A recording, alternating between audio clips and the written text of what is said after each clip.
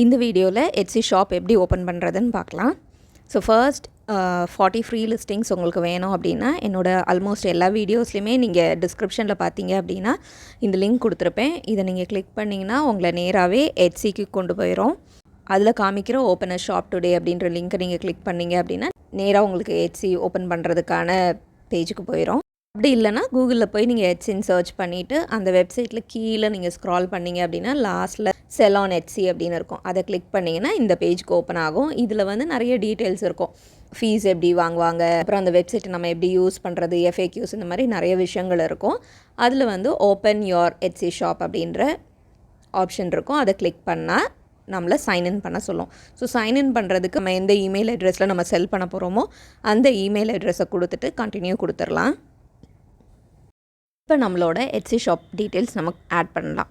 So first பார்த்தோம் அப்படின்னா நம்மளோட ஷாப்போட லாங்குவேஜ் வந்து டிஃபால்ட்டாக இங்கிலீஷில் செட் ஆகிருக்கும். அதுக்கப்புறமா நம்மளோட ஷாப்போட கண்ட்ரி இந்தியா செலக்ட் பண்ணிக்கலாம். ஷாப்போட கரன்சியும் இந்தியன் ருப்பீஸ் அப்படின்னு செலக்ட் பண்ணிக்கலாம். சேவ் அண்ட் கண்டினியூ கொடுத்த உடனே நெக்ஸ்ட் பேஜுக்கு போயிடும். இதில் தான் நம்மளோட ஷாப்புக்கு நேம் வைக்கணும்.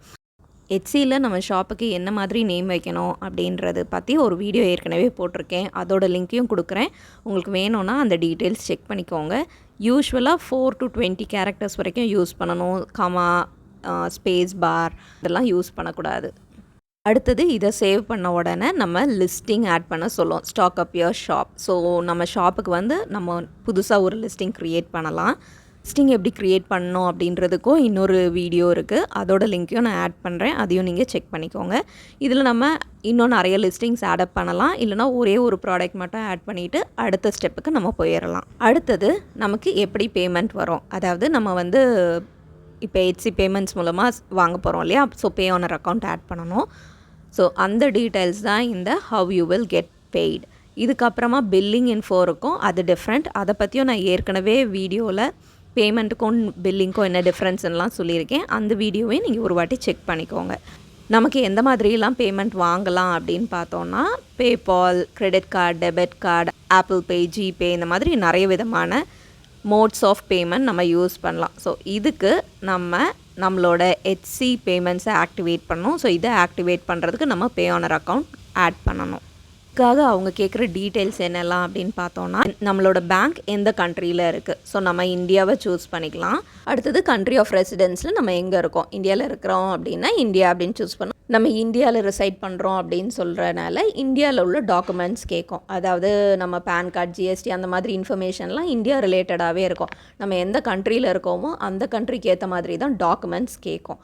ஸோ இப்போ இந்தியா நம்ம செலக்ட் பண்ணனால நம்மளோட இந்தியன் டாக்குமெண்ட்ஸ் கேட்க போகுது. இந்த பேமெண்ட்ஸ் எப்படி அக்செப்ட் பண்ண போகிறோம் அந்த மாதிரி டீட்டெயில்ஸ்லாம் இதில் போட்டிருப்பாங்க. அதுக்கப்புறமா நம்ம கீழே ஸ்க்ரால் பண்ணி வந்தோம் அப்படின்னா connect your pay honour account இருக்கும். அந்த பட்டனை நம்ம கிளிக் பண்ணோம் அப்படின்னா இன்னொரு நியூ விண்டோ ஓப்பன் ஆகும். இது வந்து நேராகவே பே ஆனருக்கு லிங்க் பண்ணும். ஸோ இதில் பார்த்தோன்னா நம்மக்கிட்ட இதுவரை பே ஆனர் இல்லை அப்படின்னா பே ஆனர் நம்ம ஓப்பன் பண்ணுறதுக்கான டீட்டெயில்ஸ்லாம் கேட்கும். ஒருவேளை உங்கள்கிட்ட ஏற்கனவே பே ஆனர் அக்கௌண்ட் இருக்குது அப்படின்னா ஆல்ரெடி ஹேவ் அன் அக்கௌண்ட் அதை கிளிக் பண்ணிங்கன்னா உங்களை லாகின் பண்ண சொல்லும். அடுத்தது எட்ஸியும் பே ஆனர் அக்கௌண்ட்டும் லிங்க் ஆகிறதுக்கு நம்ம அக்செப்ட் பண்ணுறோமா அப்படின்னு கேட்கும். அதை நம்ம அலோவ் கிளிக் பண்ணோம் அப்படின்னா அது ரெண்டுமே லிங்க் ஆயிரும். லிங்க் ஆனதுக்கப்புறமா பே ஆனர்லேருந்து ஒரு வெரிஃபிகேஷன் வர்றதுக்காக இந்த எட்ஸி வெயிட் பண்ணும். அந்த டைமில் நம்ம வந்து அடுத்த ஸ்டெப் நம்ம போக முடியாது. ஸோ இந்த வெரிஃபிகேஷன் முடிகிறதுக்கு சில நேரம் சீக்கிரமாகவே முடிஞ்சிடும். எனக்கு ஒரு 15 மினிட்ஸ்லேயே இமெயில் வந்துருச்சு. அதுக்கப்புறமா நம்ம ஓப்பன் பண்ணோம் அப்படின்னா அடுத்தது நம்ம பில்லிங் இன்ஃபோ போக போகிறோம். இது மட்டும் இல்லாமல் நம்ம வந்து இமெயிலை வெரிஃபை பண்ணணும். அதுக்கு என்ன பண்ணணும்னா நம்ம எந்த இமெயிலில் நம்ம ஷாப் ஓப்பன் பண்ணுறோமோ அந்த இமெயிலுக்கு எட்ஸிலேருந்து ஒரு நோட்டிஃபிகேஷன் வரும். அதாவது நம்மளோட இமெயில் அட்ரஸை கன்ஃபார்ம் பண்ண சொல்லி அதை நம்ம கிளிக் பண்ணோன்னா நேராக திருப்பி நம்மளோட எட்ஸிலேயே இமெயில் அட்ரஸ் அக்செப்ட் ஆயிடுச்சு, கன்ஃபார்ம் ஆயிடுச்சு அப்படின்ற இன்ஃபர்மேஷன் இருக்கும். இதுக்கப்புறமா நம்ம அடுத்த ஸ்டெப் போகலாம். அதாவது பில்லிங் டீட்டெயில்ஸ் ஆட் பண்ணணும். நான் இந்த ஷாப் ஓப்பன் பண்ணுற ப்ரொசீஜர் உங்களுக்காக க்ரியேட் பண்ணியிருக்கேன் அப்படின்றனால நான் இந்த ஸ்டெப்புக்கு அடுத்தது போகலை. ஸோ இதுலேயே பார்த்தீங்க அப்படின்னா ஒன் டைம் செட்டப் ஃபீஸ் வந்து 800 and something கொடுத்துருக்காங்க இல்லையா. இது வந்து இன்றைக்குள்ள ரேட் படி போட்டிருக்காங்க. ஸோ உங்களுக்கு நீங்கள் என்றைக்கு உங்களோட ஷாப் ஓப்பன் பண்ணுறீங்களோ அன்னன்னைக்கு ஏற்ற மாதிரி கரன்சி கன்வர்ஷன் ரேட்டில் டிஃப்ரென்ஸ் இருந்ததுன்னா இந்த அமௌண்ட் கொஞ்சம் மாறும். பட் யூஎஸ் டாலர்ஸில் பார்த்தோம்னா $10 அந்த $10 அன்னன்னைக்கு மதிப்பில் இந்தியன் ருபீஸில் எவ்வளவோ அந்த அமௌண்ட் கேட்பாங்க. ஸோ இந்த பில்லிங் டீட்டெயில்ஸில் உங்களோட கிரெடிட் கார்டு டீட்டெயில் இல்லை டெபிட் கார்டு டீட்டெயில் கொடுக்கலாம். அதுக்கப்புறமா உங்களோட பில்லிங் அட்ரஸ், இந்த பில் வந்து உங்களுக்கு எந்த அட்ரஸில் வேணும், யூஸ்வலாக நம்மளோட ஹோம் அட்ரஸ் கொடுப்போம் இல்லையா, ஸோ அந்த டீட்டெயில்ஸ் நம்ம ஆட் பண்ணணும்.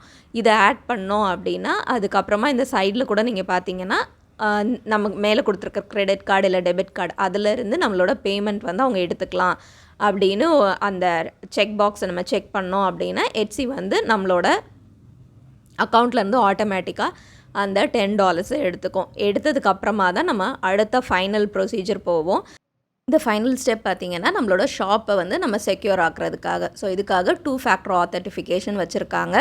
நம்மளோட ஃபோன் நம்பர், இமெயில் அட்ரஸ் அந்த மாதிரி அதெல்லாம் யூஸ் பண்ணி நம்மளோட அக்கௌண்ட்டை நம்ம செக்யூராக வைக்கிறதுக்கு. ஸோ எப்போல்லாம் நம்ம எட்ஸி ஆன் பண்ணுறோமோ அப்போல்லாம் இந்த 2 ஃபேக்டர் ஆத்தென்டிஃபிகேஷனுக்கான கோட் நம்பர் நம்மளோட ஃபோனில் வரும். அதுக்கப்புறம் அதை யூஸ் பண்ணி நம்ம எட்ஸி ஷாப்பை ஓப்பன் பண்ணோம். இது எதுக்கு அப்படின்னா எக்ஸ்ட்ரா ப்ரொடெக்ஷனுக்காக.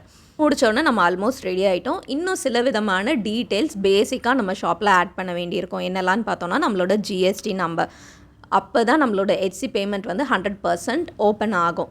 உங்களோட ஷாப்புக்கு நீங்கள் கொடுத்துருக்க ஜிஎஸ்டி நம்பரும் உங்களோட பே ஆனரில் கொடுத்துருக்க ஜிஎஸ்டி நம்பர் எல்லாமே மேட்ச் ஆகணும். ஸோ ஒவ்வொன்றும் மாற்றி மாற்றி கொடுத்துறாதீங்க. எல்லாமே பர்ஃபெக்டாக எல்லா டீட்டெயில்ஸும் இருக்குதா அப்படின்னு செக் பண்ணிக்கோங்க. அதுக்கப்புறம் நம்ம எந்த விதமான டீட்டெயில்ஸ் நம்மளோட ஷாப்புக்கு ஆட் பண்ணணும் அப்படின்னாலுமே நம்ம வந்து நம்மளோட எட்ஸி டேஷ்போர்டை வியூ பண்ணலாம். அந்த டேஷ்போர்ட்லேருந்து எல்லா ஃபீச்சர்ஸையுமே நம்ம ஆட் பண்ணிக்கலாம். நம்ம நார்மலாக லாகின் பண்ண உடனே நம்மளோட எட்ஸியோட பேஜில் போகும் இல்லையா, இதில் டாப் ரைட் கார்னரில் நீங்கள் இந்த ஷாப் மாதிரி ஒரு ஐக்கான் இருக்குது இல்லையா, அதை கிளிக் பண்ணோம் அப்படின்னா நேராக நம்மளோட எட்ஸி டேஷ்போர்டுக்கு போயிடும். ஸோ ஃபர்ஸ்ட் பார்த்திங்கன்னா நம்மளோட ஜிஎஸ்டி ஆட் பண்ணுறதுக்கு நம்மளோட ஷாப் மேனேஜர் போயிட்டு அங்கேருந்து ஃபினான்சஸ், பேமெண்ட் செட்டிங்ஸ், இதில் ஜிஎஸ்டி நம்பரை கொடுத்துட்டு கம்ப்ளீட்டாக சூஸ் பண்ணணும். இது முடித்ததுக்கப்புறமா எட்ஸி வந்து நம்மளோட ஜிஎஸ்டி நம்பர் ஆக்டிவாக இருக்கா, வேலிடாக இருக்கா அப்படின்றத வெரிஃபை பண்ணிவிட்டு அதுக்கப்புறமா தான் ஆக்டிவேட் பண்ணி விடுவாங்க. இதே மாதிரி பேன் எப்படி ஆட் பண்ணணும் அப்படின்னு பார்த்தோன்னா அதே மாதிரி ஷாப் மேனேஜர், அதிலேருந்து finances, legal and tax information click பண்ணிங்க அப்படின்னா ப்ரைமரி டேக்ஸ் பேர் ஐடின்னு கேட்கும். இதில் வந்து ஜிஎஸ்டி, பேன் இந்த 2 டீட்டெயில்ஸும் நம்ம கொடுக்கலாம். இதை கொடுத்துட்டு சப்மிட் கொடுத்துடணும். நம்ம ஜிஎஸ்டி கூட எந்த பேன் நம்பர் லிங்க் பண்ணியிருக்கோமோ அந்த பேன் ஐடி தான் கொடுக்கணும். எல்லாம் முடிச்சிட்டோம் அப்படின்னா நம்மளோட எட்ஸி ஷாப் ரெடி ஆயிடுச்சு அப்படின்னு அர்த்தம். ஆனால் இதில் வந்து நம்ம இன்னும் தெரிஞ்சுக்க வேண்டிய சில விஷயங்கள் இருக்குது. என்னன்னு பார்த்தோன்னா ஃபர்ஸ்ட் வந்து நம்ம ஷாப்பில் மினிமம் ஒரு 20 to 30 லிஸ்டிங்ஸ் உங்களால் போட முடியுமா அப்படின்னு பார்த்துக்கோங்க. அதுக்கப்புறமா உங்களோட ப்ராடக்டை வந்து உங்களோட லிஸ்டிங்கை வந்து நீங்கள் எல்லோரும் பார்க்குற மாதிரி விசிபிளாக போடுங்க. விசிபிளாக போட்டதுக்கப்புறம் தான் உங்களோட லிஸ்டிங்ஸ்க்காக எடுக்கிற காசு எடுப்பாங்க. ஈவன் இப்போ நீங்கள் 40 ஃப்ரீ லிஸ்டிங் யூஸ் பண்ணாலுமே உங்களோட லிஸ்டிங்கை வந்து ரெடி பண்ணிவிட்டு அதை வந்து ஆக்டிவ் பண்ணாமல் வச்சுக்கோங்க. ஒருவேளை ஆக்டிவாக இருந்தது அப்படின்னா நீங்கள் வந்து அதை டீஆக்டிவேட் பண்ணி வச்சுக்கலாம். இல்லைனா டிராஃப்டில் உங்களோட ப்ராடக்ட்ஸை லிஸ்ட் பண்ணிக்கலாம். எல்லா ப்ராடக்ட்டும் ரெடி ஆனதுக்கப்புறம் ஒரே நேரம் நீங்கள் ஆக்டிவேட் பண்ணி விடுங்க. எதுக்கு மினிமம் 20 to 30 லிஸ்டிங் அப்படின்னு சொல்கிறேன்னா, சில பொருட்கள் சில நேரம் பீப்புளுக்கு ரொம்ப விருப்பப்படுவாங்க, சிலது அவ்வளோ இன்ட்ரெஸ்டிங்காக இருக்காது. ஆஸ் அ செல்லர் நமக்கு நம்ம செய்கிற ப்ராடக்ட் வந்து பிடிச்சிருக்கலாம், இது நிறைய பேருக்கு பிடிக்கும் அப்படின்னு நம்ம நினைக்கலாம். பட் எந்த மாதிரியான ப்ராடக்ட்ஸை பீப்புள் விரும்புகிறாங்க அப்படின்ற விஷயங்கள் நமக்கு தெரிஞ்சுக்கிற அந்த லேர்னிங்க்கு ரொம்பவே யூஸ்ஃபுல்லாக இருக்கும். எந்த ப்ராடக்ட்ஸ் நல்லா போகுது அப்படின்னு நீங்கள் பார்க்குறீங்களோ அதுக்கேற்ற மாதிரி உங்களோட ப்ராடக்ட் லிஸ்டிங்கில் அடுத்தது ஃப்யூச்சரில் சேஞ்சஸ் கொண்டு வரலாம். அடுத்தது நம்ம ஷாப் வந்து பார்க்குறதுக்கு ஆத்தென்டிக்காக இருக்கணும் அப்படின்றதுக்காக என்னெல்லாம் பண்ணணும். நார்மலாக ஒரு ஷாப் போனோம் அப்படின்னா அந்த ஷாப்பில் வந்து லோகோ எப்படி இருக்குது, பேனர் எப்படி இருக்குது, எவ்வளோ ப்ராடக்ட்ஸ் வச்சுருக்காங்க. ஒரே ஒரு ப்ராடக்ட் இருக்கிற ஷாப்பில் உடனே பீப்புள் இன்ட்ரெஸ்டடாக வாங்குவாங்கன்னு நம்ம சொல்ல முடியாது. போகிறவங்களுக்கு வந்து நிறைய ஆப்ஷன்ஸ் இருக்குதுன்னு பார்க்கும்போது இன்னும் இன்ட்ரெஸ்டிங்காக இன்னும் என்னென்ன இருக்குது இந்த கடையில் அப்படின்னு பார்க்க விரும்புவாங்க. ஸோ அதனால தான் நிறைய லிஸ்டிங்ஸ் சொன்னேன். அதே மாதிரி நம்மளோட ப்ராடக்ட்லேயுமே எந்த ப்ரைஸ் ரேஞ்ச் வைக்கிறோம், ப்ராடக்ட்ஸை நம்ம கேட்டகரைஸ் பண்ணி வச்சுருக்கோமா. இப்போ ஃபார் எக்ஸாம்பிள் இதில் பார்த்தோன்னா க்ரீட்டிங் கார்ட்ஸ்னு தனியாக ஒரு செட் வச்சுருப்பேன், கஸ்டமைசேஷன் தனியாக இருக்கும், டிஜிட்டல் ஆர்ட் ஒர்க்ஸ்னு தனியாக இருக்கும். ஸோ இந்த மாதிரி நிறைய டிஃப்ரெண்ட் கேட்டகரிஸில் நம்ம ப்ராடக்ட்ஸை சூஸ் பண்ணும் போதுமே பீப்புளுக்கு வந்து அதிலேருந்து எதை சூஸ் பண்ணுறாங்க அப்படின்றது வர கஸ்டமர்ஸ்க்கும் புரிஞ்சிக்க ஈஸியாக இருக்கும்.